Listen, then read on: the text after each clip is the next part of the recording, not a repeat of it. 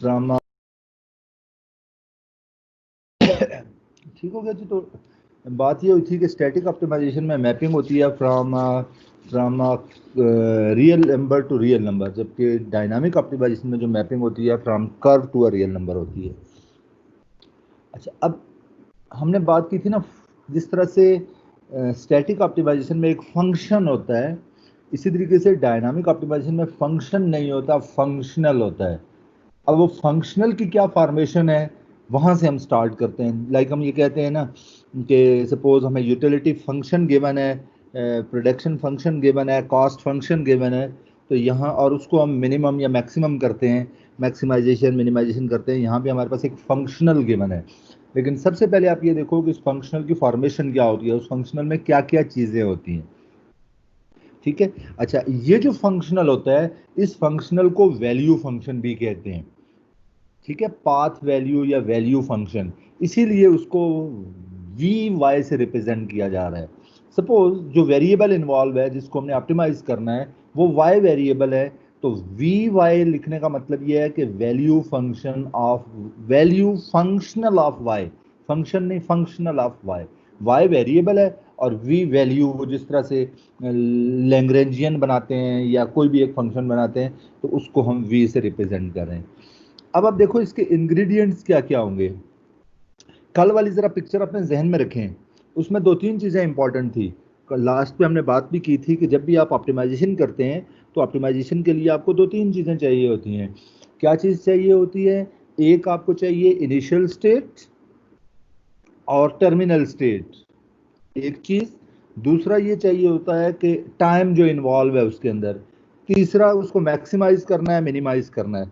तो उसी चीज को सामने रखते हुए यहाँ पे जब हम उसको फंक्शनल को लिखते हैं तो ये फंक्शनल को लिखने का तरीका है कि 0 to t टाइम तक हम ऑप्टिमाइज करना चाहते हैं। हम 5 साल के लिए ऑप्टिमाइज करना चाह रहे हैं, 2 दिन के लिए ऑप्टिमाइज करना चाह रहे हैं, 3 दिन के लिए ऑप्टिमाइज करना चाह रहे हैं। लाइक मैं आगे एग्जांपल भी आपको कराता हूँ। सपोज एक मोनोपोलिस्ट है और वो अपनी प्राइस सेट करना चाह रहा है। वैसे तो मोनोपोली की प्राइस हम जब स्टैटिक ऑप्टिमाइजेशन करते हैं तो 1 टाइम के लिए सेट कर रहे हैं, लेकिन अगर ऐसे ही मोनोपोलिस्ट ने अपनी प्राइस सेट करनी है फॉर 5 टाइम्स, 5 दिन के लिए, 5 घंटों के लिए, 5 महीनों के लिए, तो ये क्या लिखा जाएगा? ये फंक्शनल इस तरह होगा 0 to 5, राइट। तो ये 0 is the initial time, starting time, and t is the terminal time जहां तक हमने स्टार्ट करना है। अच्छा, इससे पहले एक चीज और भी, sorry sorry sorry sorry sorry, एक छोटा सा टॉपिक रह गया। हाँ, ये वाला मेरा ख्याल था कि ये हो गया। ये जिस तरह कल हमने बात की थी, ये हमने ये कंसेप्ट पढ़ा था, फंक्शनल का कंसेप्ट पढ़ा था, या हमने ये वाला मेथड पढ़ा था, सारा कुछ। तो अब आप इसी चीज को सामने रखते हुए ये देखें कि ये एक छोटा सा कंसेप्ट आपने समझने की कोशिश करनी है। अब आपको ये हेडिंग नजर आ रही है ना, variable and points and transversality condition. ये इस तरह से है, ये जो इसमें फर्स्ट डायग्राम है, ये पेज 10 पे जो डायग्राम ए है, आप में से कोई बता सकता है कि इसमें क्या कंडीशन गिवन है? वही जो ऑप्टिमाइजेशन वाली केसेस थे, इसमें क्या हो रहा है, मतलब क्या बता रही है इक्वेशन 1, डायग्राम 1? आप में से कोई भी स्टूडेंट बताए। टाइम फिक्स्ड है। एक्स एक्सिस पे, सुनो सुनो, बिल्कुल ठीक है, बिल्कुल ठीक है। इसमें एक्स एक्सिस पे टाइम है और वाई एक्सिस पे उसकी स्टेट है। सपोज अगर आपको मैं काम ये देता हूं कि यार आपने काम जो है ना वो संडे तक खत्म करना है, संडे तक खत्म नहीं, संडे तक आपने काम करना है, तो ये संडे तक का टाइम गिवन है। अब संडे तक का अगर टाइम गिवन है तो कोई जो है वो Z1 स्टेट तक पहुंचेगा काम की, कोई Z2 तक पहुंचेगा, कोई Z3 तक पहुंचेगा। तो डिफरेंट ये पाथ्स हैं, लेकिन इसमें गिवन क्या है, इसमें कंडीशन क्या है, कहां पे आपको रिस्ट्रिक्ट किया गया है? टाइम कंस्ट्रेंट, टाइम गिवन है। ठीक है, तो ये एक केस बनता है। अब ये जो सेकंड केस है, सेकंड केस में मैं पहली एग्जांपल में मैंने क्या कहा कि आप लोगों ने जो है ना वो 5 घंटे पढ़ना है, चलें सपोज 5 आवर्स। अब कोई 5 आवर्स पढ़ेगा तो कोई इतना काम कर सकेगा Z3, कोई Z2 कर सकेगा, कोई Z1 कर सकेगा। सपोज आपको कहा जाता है आपने 5 डेज तक प्रोडक्शन करनी है, तो डिफरेंट लेवल ऑफ प्रोडक्शन हो सकती है, Z3, Z2, Z1। B case B में क्या हो रहा है? आउटपुट फिक्स है सर, लाइक आउटपुट आपने आउटपुट गुड फिक्स किया हुआ है कि ये इतना हद तक काम करना है आप लोगों ने, गुड और किसी ने गुड। अब मैं सेट T1 टाइम में किया, किसी ने T2 में किया। बिल्कुल सही है। इसमें मैं सपोज आपसे कहता हूँ भाई ये एक्सरसाइज आपने सॉल्व करनी है, तो T1 T2 T3 ये डिफरेंट टाइम्स हो सकते हैं, ठीक है। तो ये डिफरेंट कंडीशंस लगाई हैं, इनको ट्रांसफर्सलिटी कंडीशन डिफरेंट कह रहे हैं। तो किसी में ये हो रहा है कि टाइम फिक्स हो रहा है, सेकंड वाले में ये हो रहा है कि उसमें स्टेट फिक्स है। फर्स्ट में टाइम फिक्स है और सेकंड में स्टेट फिक्स है। इसी तरीके से मैं थर्ड वाला केस ले रहा हूँ। थर्ड वाले केस में मैंने ना टाइम फिक्स किया ना स्टेट फिक्स की है। तो अगर टाइम भी फिक्स नहीं है, स्टेट भी फिक्स नहीं है, तो फिर उस केस में डिफरेंट कंडीशन बनेंगी। ये हो सकता है, ये हो सकता है, ये हो सकता है। क्या ये बात समझ आ गई है? अच्छा, इसी चीज को सामने रखते हुए अब हमने फंक्शनल डेवलप करने हैं। तो वो जो बात फंक्शनल की हो रही थी ना, ये वाली बात पे अब दोबारा आ जाए। तो हमने बात ये की थी कि जब भी हमें फंक्शनल वैल्यू चाहिए, तो 0 टू टी इनिशियल जो मैं केस ले रहा हूं, आपको टाइम गिवन है 0 से टी टाइम, आप एक आर्क बना रहे हो, कर्व बना रहे हो, और उसका टाइम के रिस्पेक्ट डेरिवेटिव लेके उसको हम कंबाइन कर रहे हैं, इकट्ठा कर रहे हैं। बेसिकली आर्क वैल्यू चाहिए ना।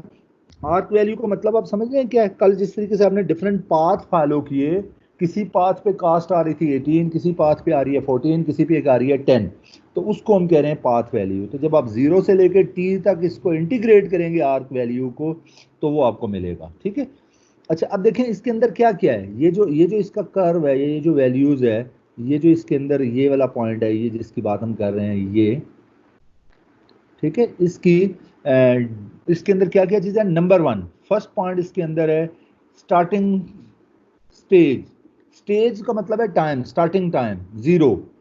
सेकेंड बात, second point, the starting state, ठीक है। सेकेंड इसके अंदर जो इंपॉर्टेंट चीज़ है वो ये है कि इसकी स्टेट कौन सी है, जो स्टार्टिंग स्टेट है। तो किधर गया यार हाईलाइटर? ये इसके अंदर सेकेंड पॉइंट आ गया कि इसकी स्टार्टिंग स्टेट क्या है, ठीक है। और उसको किस चीज से रिप्रेजेंट करते हैं? वाई टी से, स्टार्टिंग स्टेट को। और थर्ड जो इसमें इंपॉर्टेंट पॉइंट है कि उसकी डायरेक्शन क्या है, किस डायरेक्शन में वो मूव कर रहा है, ठीक है। तो इस फंक्शनल के अंदर तीन चीजें आती हैं: starting stage 0, starting state Y T, और तीसरी चीज डायरेक्शन। तो जब भी इस इंटीग्रल के अंदर लिखेंगे तो तीन चीजें लिखेंगे: T time, Y T state, और वाई बार टी वो स्टेट मूव किधर कर रही है, किस डायरेक्शन में मूव कर रही है। तो इन तीन जो चीजों को मिला के ये वाला जो चीज है ये कहलाती है फंक्शनल, ठीक है। वैल्यू फंक्शनल, वैल्यू फंक्शन या फंक्शनल ऑफ वाई। तो उसको हम लिखते इस तरह से, ये हमारा ऑब्जेक्टिव फंक्शन बनता है। Any question? जी भाई, यहां तक कोई क्वेश्चन है तो पूछें।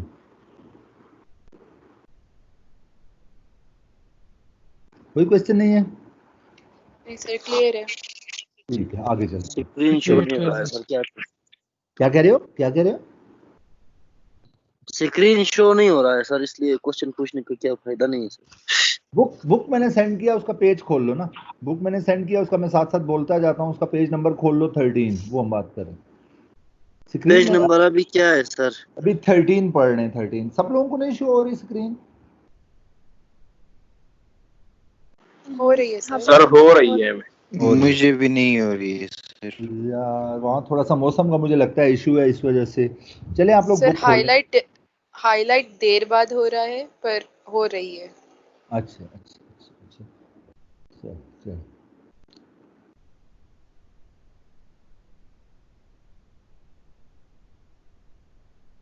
ठीक है।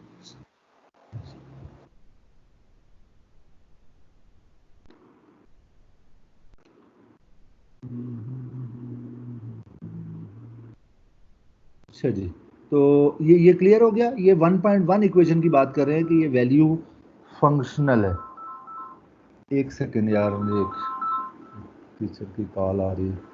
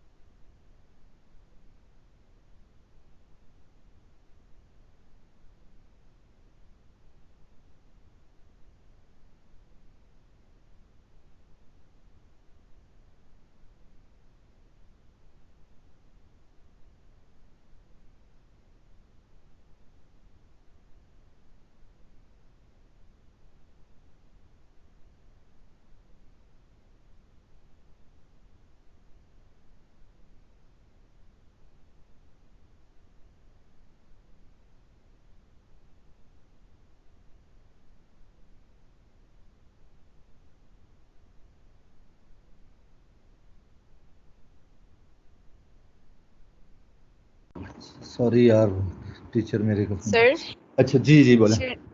शेरनवाज को ऐड कर देगा। मैं रजिस्ट्रेशन नंबर बोलूं? एक मिनट। हाँ जी बोलो।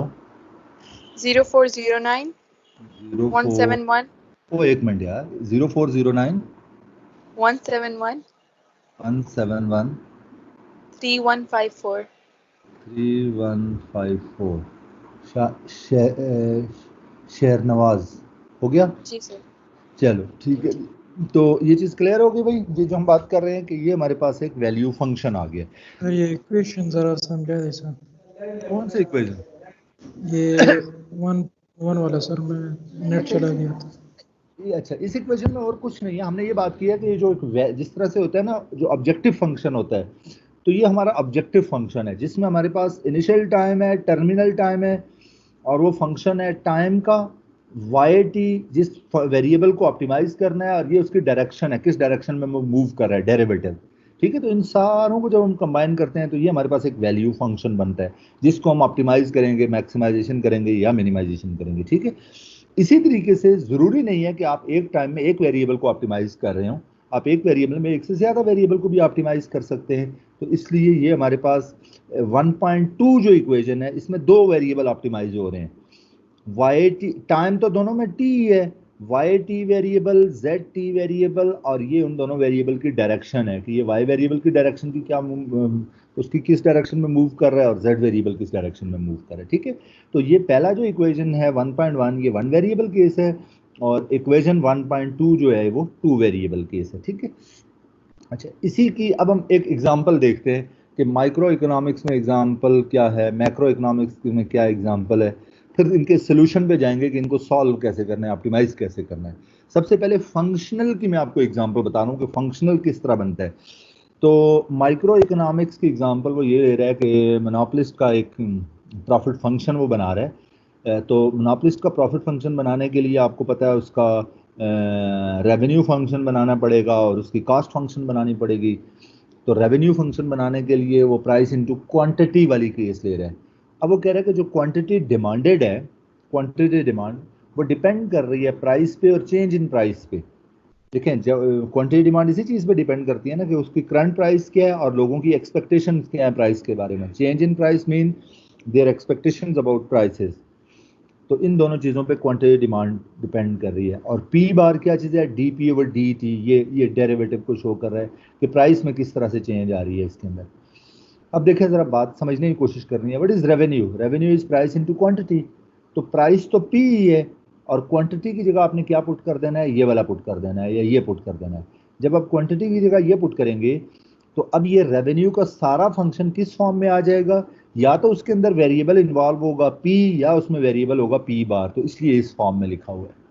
क्या ये चीज़ क्लियर है? मैं रिपीट कर रहा हूँ, revenue is price into quantity. आप क्वांटिटी की जगह ये फंक्शनल सब्स्टिट्यूट करोगे which is function of P and P बार। एक तो करंट प्राइस है और दूसरा चेंज इन प्राइस है, ये दोनों यहाँ सब्स्टिट्यूट करें, then this whole revenue function will become function of P and P bar. कोई कंफ्यूजन तो नहीं है इसमें? अच्छा, अब उसके बाद नेक्स्ट है cost function. Cost is a function of quantity, और क्वांटिटी हमें पता है वो फंक्शन है price and change in prices. Again this cost function will become function of P and P बार। तो अब आपने क्या किया है? अब आपने यहाँ से कॉस्ट प्रॉफिट फंक्शन निकालना है, और प्रॉफिट फंक्शन बनेगा रेवेन्यू माइनस कॉस्ट। जो प्रॉफिट फंक्शन होगा वो होगा रेवेन्यू, ये हो गया रेवेन्यू, और ये होगा माइनस कॉस्ट। तो रेवेन्यू माइनस कॉस्ट किया तो ये प्रॉफिट फंक्शन बनते हैं। आप अगर इस प्रॉफिट फंक्शन को देखें तो ये सारा का सारा फंक्शन है पी एंड पी बार का। ठीक है, सो प्रॉफिट फंक्शन जो है वो बन रहा है पी एंड पी बार का फंक्शन बन रहा है। क्लियर होगी ये बात या नहीं, या कोई कंफ्यूजन है इसमें? सही हो गया? तो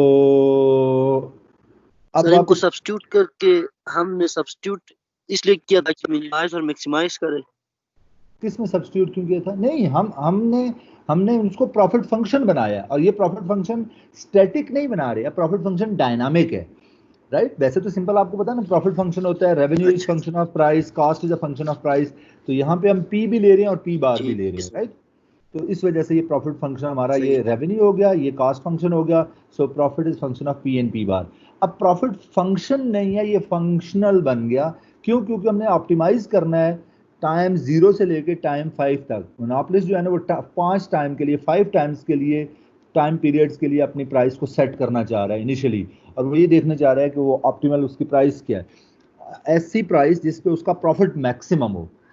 तो यहाँ देखो, अब 0 to 5 आपको बात समझ आ गई है क्यों कर रहे हैं? क्योंकि 5 टाइम कर रहे हैं। प्रॉफिट फंक्शन डी टी, तो ये हमारे पास जो है ना वो बन गया है कि जो एक प्रॉफिट फंक्शन बता रहा है जिसको हमने मैक्सिमाइज करना है या मिनिमाइज करना है। ठीक है, कोई प्रॉब्लम है इसमें? इसको सर ये सॉल्व टाइम अभी अपर लिमिट और लोअर लिमिट को खुद से उसने डिफाइन किया है, द गिवन है सर। क्या चीज नहीं, वो अज्यूम कर रहा है ना, जो जो इस क्वेश्चन में वो अज्यूम कर रहा है समिंग पाई ओवर से 5 पीरियड्स, तो अच्छा ये 5 टाइम के लिए वो अज्यूम कर रहा है, उसके लिए वो ऑप्टिमाइज कर रहा है। तो वो तो कुछ भी गिवन हो ठीक है। सकता है, कुछ भी गिवन हो सकता है ना, वो मतलब 5 टाइम के लिए वो करने के लिए सॉल्व कर रहा है। ठीक है, तो इसको जब हम सॉल्व कैसे करेंगे ये बात की बात है। अभी जस्ट हमने एक फंक्शनल बनाया है जो, अब आपको P भी गिवन होगा, आपको क्वांटिटी का फंक्शन गिवन होगा, तो ऑब्वियस सी बात है ये सारी की सारी इक्वेशन P में आ जाएगी। और इसको जब हम ऑप्टिमाइज करेंगे, मैक्सिमाइजेशन मिनिमाइजेशन वही जो इसका तरीक़ेकार है, तो उससे जब हम इसको सॉल्व करेंगे तो इसमें से P की वैल्यू नहीं आएगी, P का एक पाथ आएगा। इसको जब हम सॉल्व करेंगे ना तो ये एक डिफरेंशियल इक्वेशन में इसका सोल्यूशन आएगा, और उस डिफरेंशियल इक्वेशन को सॉल्व करेंगे तो फिर उसमें से P निकलेगा, और वो जो P होगा वो P पाथ होगा।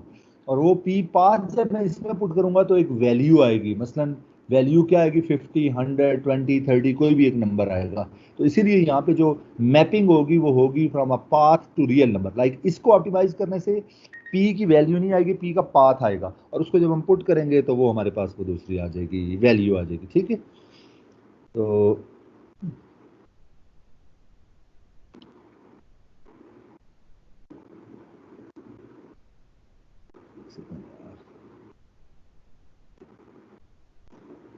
यहां तक कोई इशू है तो मुझे बता दें।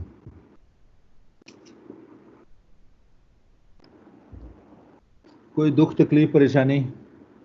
चलें जी, मैक्रो के एग्जाम्पल पे आते हैं।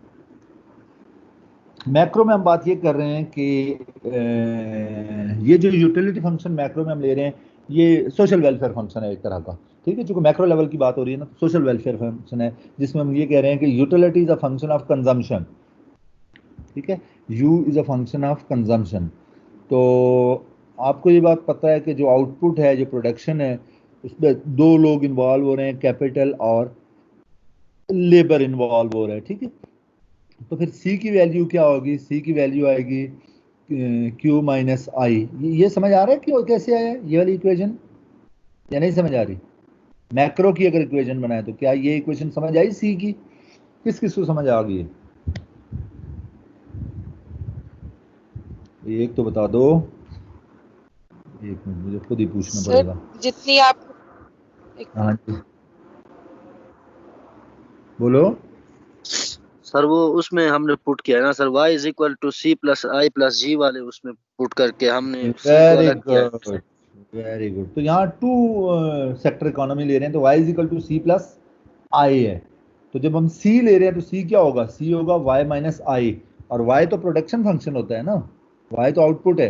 तो वो y की जगह आपने प्रोडक्शन फंक्शन पुट किया विच इज फंक्शन ऑफ के एन एल माइनस आई, राइट?